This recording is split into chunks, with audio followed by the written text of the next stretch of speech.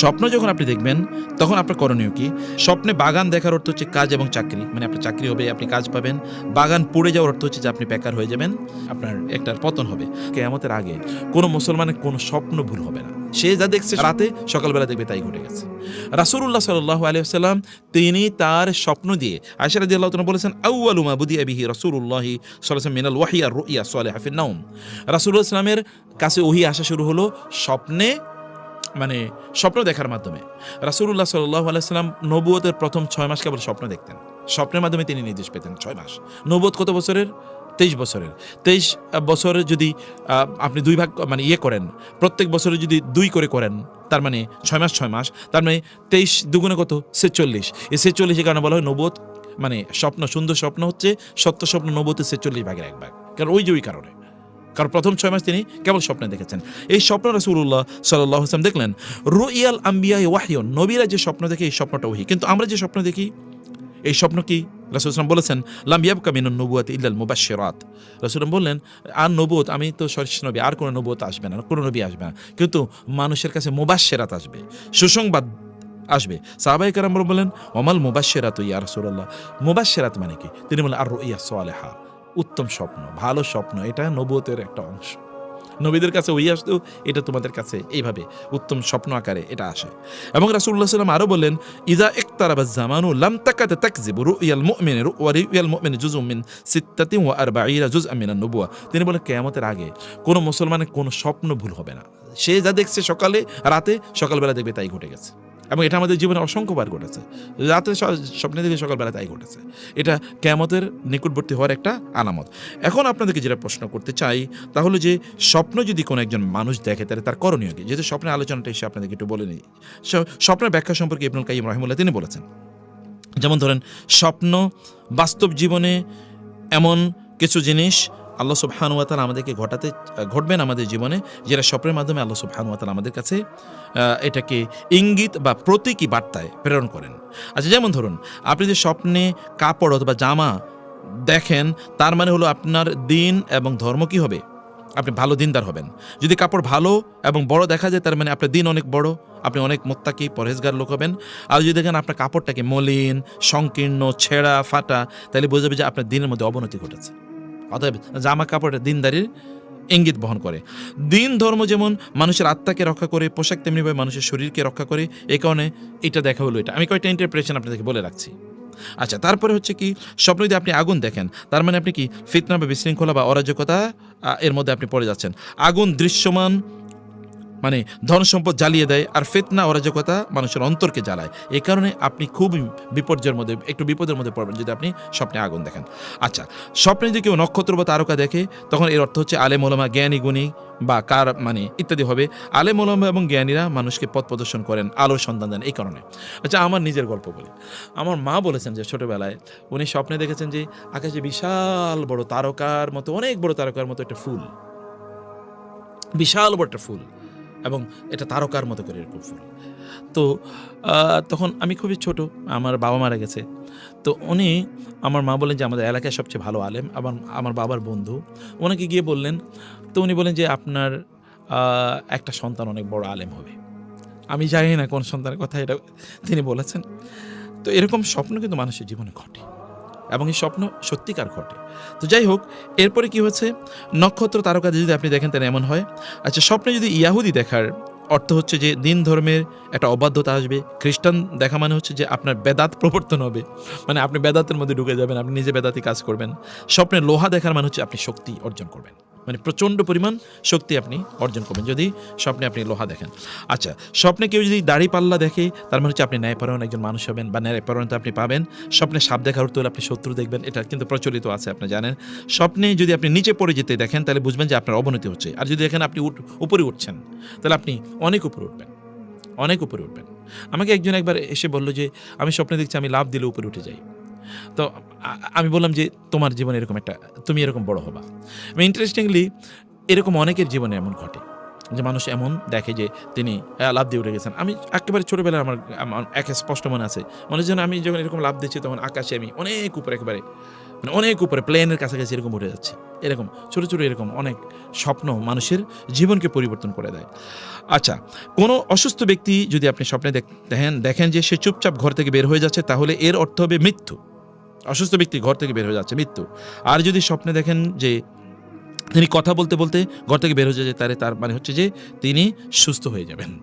আচ্ছা, যদি কোনো ব্যক্তি স্বপ্নে দেখে যে তার মৃত্যু হচ্ছে, তাহলে এর অর্থ হবে সে পাপাচার থেকে তওবা করবে। দেখেন, স্বপ্নে মৃত্যু হচ্ছে তার মানে তিনি পাপাচার থেকে তওবা করবেন, কারণ মৃত্যু মানে হচ্ছে আল্লাহর দিকে ফিরে যাওয়া। অতএব সুম্মা রুদ্দু ইলাল্লাহি মাওলাহুমুল হক, এখানে ফিরিয়ে নেওয়া মানে হচ্ছে মৃত্যু।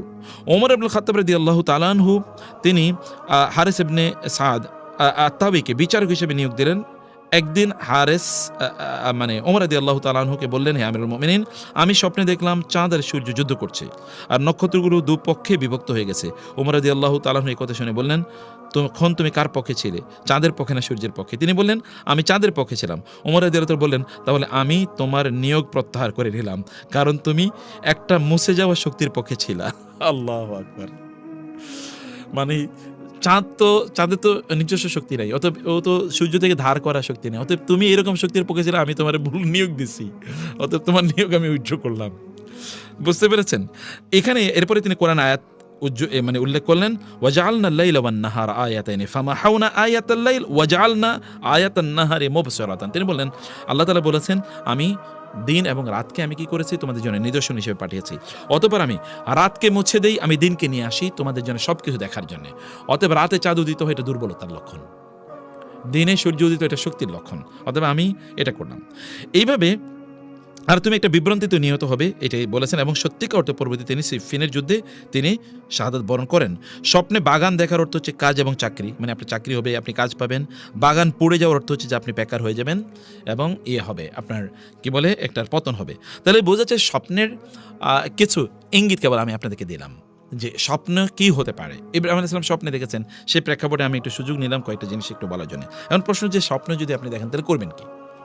স্বপ্ন যখন আপনি দেখবেন তখন আপনার করণীয় কি, এটা তা কয়েকটা হাদিস আমি এখানে উল্লেখ করছি। হাদিসগুলো আমি কেবল অনুবাদ বলি, কারণ আরবিটা বলতে গেলে সময় লেগে যাবে। রাসূল সাল্লাল্লাহু আলাইহি ওয়াসাল্লাম বলেছেন, যখন তোমাদের কেউ স্বপ্ন দেখে সে যা পছন্দ করে, তাহলে জানবে যে তা আল্লাহর পক্ষ থেকে এসেছে। যখন সে স্বপ্ন দেখে যে আল্লাহ তাআলার, এরকম কোনো স্বপ্ন দেখার পর সে যেন আল্লাহর প্রশংসা করে এবং অন্যদের কাছে তা বলে। আর যদি স্বপ্নে অপছন্দের কিছু জিনিস দেখে, তাহলে বুঝে নেবে এটা শয়তানের পক্ষ থেকে এসে, এবং সে শয়তানের ক্ষতি থেকে আল্লাহ তাআলার কাছে আশ্রয় প্রার্থনা করবে এবং এই স্বপ্নের কথা কাউকে বলবে না, কারণ খারাপ স্বপ্ন তার কোনো ক্ষতি করতে পারবে না। খুবই গুরুত্বপূর্ণ। আপনি ভালো স্বপ্ন দেখলে কি করবেন? আল্লাহর শুকর আদায় করবেন। আপনি কাউকে বলতে পারেন, কোনো প্রবলেম নাই, কোনো প্রবলেম নেই। কিন্তু এমন লোকেরা বলবেন যিনি স্বপ্ন বুঝেন। কেউ আপনাকে নিয়ে যদি হিংসা করে, এরকম লোকেরা বললে ওই ইউসুফ আলাইহিস সালামের ভাইদের মতো ঘটনা ঘটবে। ইউসুফ আলাইহিস সালাম বলেছেন না ভাইদেরকে যে আমি এরকম স্বপ্নে দেখেছি, তখন ভাইরা তো বুঝতে পেরেছে উনি তো নবী হবেন এবং তারা তাকে হত্যা করতে কূপে নিক্ষেপ করে ফেলেছিল। অতএব আপনি বলবেন কোনো দিনদার ভালো মানুষের কাছে বলবেন না এরকম না, বলবেন দিনদার ভালো মানুষের কাছে বলবেন। তিনি তখন একটাকে ভালো ইন্টারপ্রিটেশন দেবেন, যেই ইন্টারপ্রিটেশন দেবেন আপনার জীবন তাই ঘটবে। আচ্ছা, 2 নম্বর জিনিস আমি বলছি, তাহলে যে যদি আপনি খারাপ কিছু দেখেন তাহলে আপনি কাউকে বলবেন না। কাউকে বললে আপনি যা বলবেন তাই, মানে আপনি বলবেন এবং উনি যা ইন্টারপ্রিটেশন করবে তাই করবে। আর যদি আপনি কিচ্ছু না বলেন, বরং আল্লাহর কাছে আপনি আশ্রয় চান, তাহলে আল্লাহ তাআলা আপনাকে এই বিপদ থেকে বাঁচাবেন। রাসূলুল্লাহ সাল্লাল্লাহু আলাইহি ওয়াসাল্লামের কাছে একজন নারী আসলেন, এসে বলেন, ইয়া রাসূলুল্লাহ, সবাই যুদ্ধ থেকে ফিরে এসেছে, আমার স্বামী আসে নাই। রাসূল বলেন, কোনো প্রবলেম নেই, ফিরে আসবে। এবং তিনি সত্যি ফিরে এসেছেন। এরকম 3 বার ঘটেছে। চতুর্থবার তার স্বামী যুদ্ধে গিয়েছেন আর ফিরে আসেন নাই। তো তিনি রাসূলের কাছে আসলেন। আয়েশা রাদিয়াল্লাহু তাআলা আনহা তখন ঘরে, রাসূল নাই। তো আয়েশা রাদিয়াল্লাহু তাআলা তাকে জিজ্ঞেস করেন, কেন এসছো? তিনি বলেন, এই উদ্দেশ্যে এসেছি। তো বলে যে তোমার স্বামী তো তাহলে মারা গেছে যুদ্ধের ময়দানে।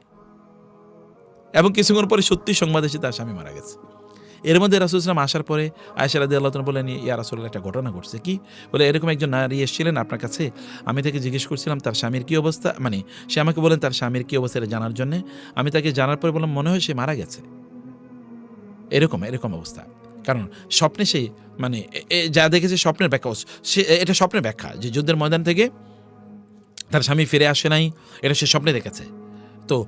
তো যুদ্ধের ময়দানে তার স্বামী ফিরে আসে নাই, কেউ বলছে যে স্বামী মারা গেছে, এরকম স্বপ্ন। তো 3 বার রাসূল বলেছে, না এটা ঠিক না, তোমার স্বামী ফিরে আসবে।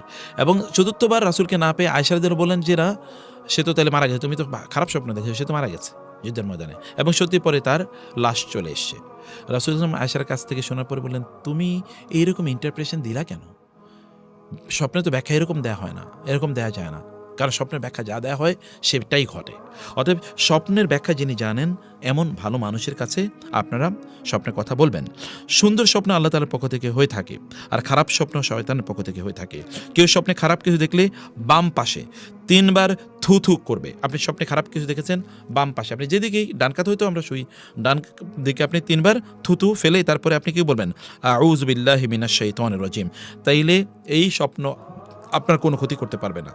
3 নাম্বার, তোমাদের কেউ যদি, রাসূল সাল্লাল্লাহু আলাইহি ওয়াসাল্লাম বলেছেন, তোমাদের কেউ যদি এমন কোনো স্বপ্ন দেখে যেটা সে অপছন্দ করে, তাহলে বাম দিকে সে 3 বার থুতু ফেলবে, শয়তানের কাছ থেকে আল্লাহর কাছে আশ্রয় প্রার্থনা করবে, অতঃপর সে তার পার্শ্ব পরিবর্তন করে শুয়ে থাকবে, তাইলে তার কোনো ক্ষতি হবে না। তাহলে স্বপ্নের বিষয়ে আমি কিছু আইডিয়া আপনাদেরকে দিয়ে দিলাম।